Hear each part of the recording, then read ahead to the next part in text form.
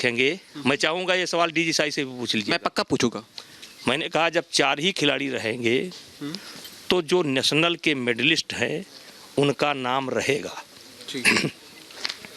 और तो वहाँ पर यह भी बात उठी कि तो इनका क्या होगा, बल्कि जो 3 जो आपने मुझे बताया, 4-5 नाम कुछ आए कुछ नहीं आए। अगर मैं स्पेसिफिक हूँ तो विनेश फोगाट, साक्षी मलिक और बजरंग पूनिया। नहीं, वो रवि का भी था, रवि दहिया, कुछ खिलाड़ी ऐसे हैं। ठीक है। तो मेरा जो पॉलिसी था, मेरा जो खेल का पॉलिसी था कि या तो आप नेशनल लड़ो या तो आप ओपन नेशनल लड़ो, और नहीं तो अगर आप मान ले चोट में हो तो कोई मेडिकल दे दो।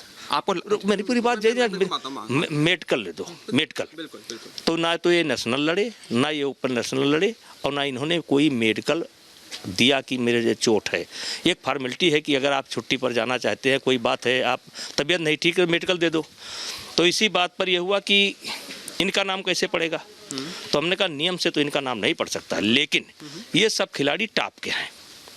टॉप स्कीम इनको पैसा देती है अलग से, और नामी गिरामी खिलाड़ी हैं, एशिया के मेडलिस्ट हैं, वर्ल्ड के मेडलिस्ट हैं, ओलंपिक के मेडलिस्ट हैं। तो आप इनको टॉप के स्कीम से इनका नाम डाल दो कैंप में, और इनका खर्चा टॉप के स्कीम से दे दो, और मैं उसको अनुमति प्रदान कर देता हूँ। ये बात मेरी तय हुई। ठीक है। फिर डीजी साहब ने कहा, ये बहुत महत्वपूर्ण, ये बात आज तक नहीं आई कैमरा के सामने। बिल्कुल बताइए।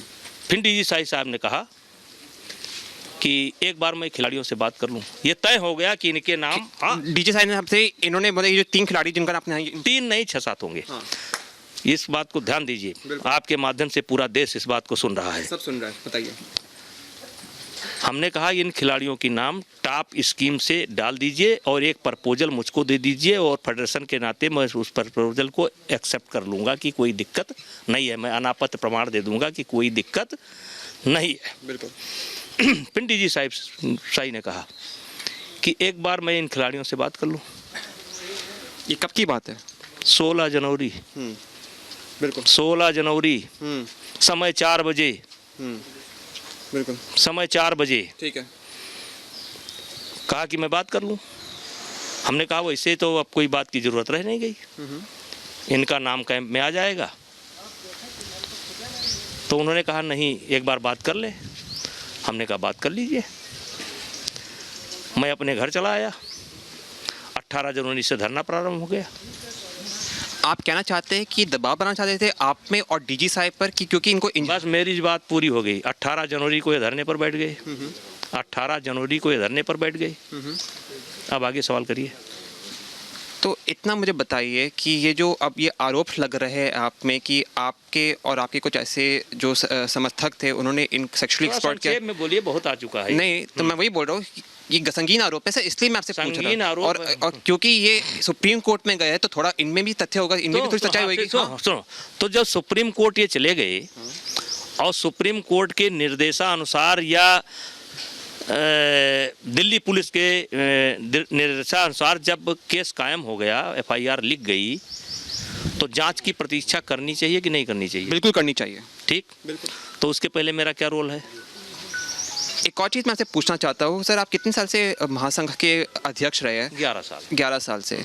आपको लगता है कि अब थोड़ा अगर ज़रूरत पड़े तो आपको हट जाना चाहिए? मैं तो ऐसे हट रहा हूँ, मेरा तो 3 कार्यकाल पूरा हो गया, मैं तो ऐसे हट रहा हूँ।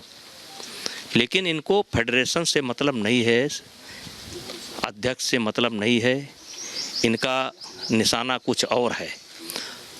आपने बहुत एक और आरोप लगाया था कि दीपेंद्र हुड्डा और कुछ उद्योगपति भी इसमें इन्वॉल्व है।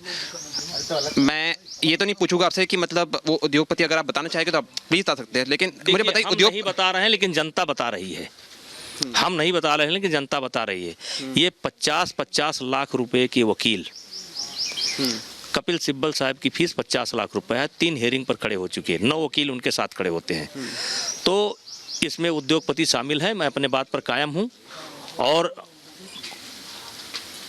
अब यहाँ आइए कि इनको भरोसा करना चाहिए कि नहीं करना चाहिए, दिल्ली पुलिस की जांच का भरोसा करना चाहिए कि नहीं करना चाहिए? मैं तो मानता हूँ कि उनको दिल्ली पुलिस की भी जांच का भरोसा करना चाहिए, और जो कमेटी जो बनाई हुई है उसका भी जांच का भरोसा करना चाहिए। तो कमेटी में इनके दबाव पर एक नुमाइंदा शामिल हुआ था।